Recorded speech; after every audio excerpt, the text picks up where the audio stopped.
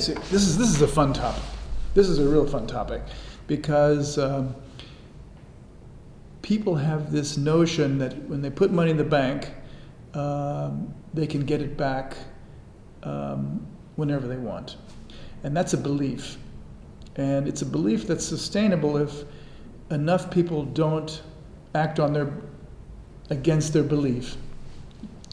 And we know about this from the Great Depression when Franklin Delano Roosevelt had to go on the radio and tell Americans that the way the banking system works is not that they take the cash and put it in the safe, in the vault, but actually the money is lent out to other agents and the bank acquires, so to speak, assets with those deposited dollars, and those dollars move on to some other place. What you have is an expansion of claims on the banking system. Roosevelt had to explain to people that the cash wasn't there, but if people were patient, they could get their money. But if everyone tries to get the money at the same time, the bank will have liquidity problems. It will have a difficulty arranging, and back then it was very difficult. Now it's easier. The Fed or the European Central Bank is ready to put as much cash into the system as necessary by lending it to the banks or exchanging it for other assets.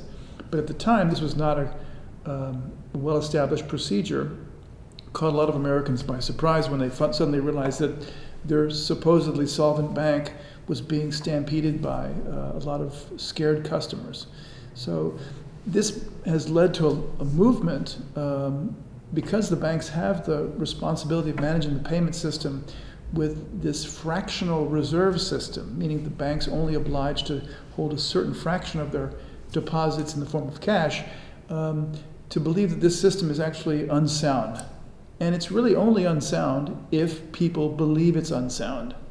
So the banking system is only as good as its credibility. And that's why the banking system is regulated, and that's why we like bank regulation. A free banking system with uninformed agents would possibly lead to a lot of extra problems. A lot of people would lose their money.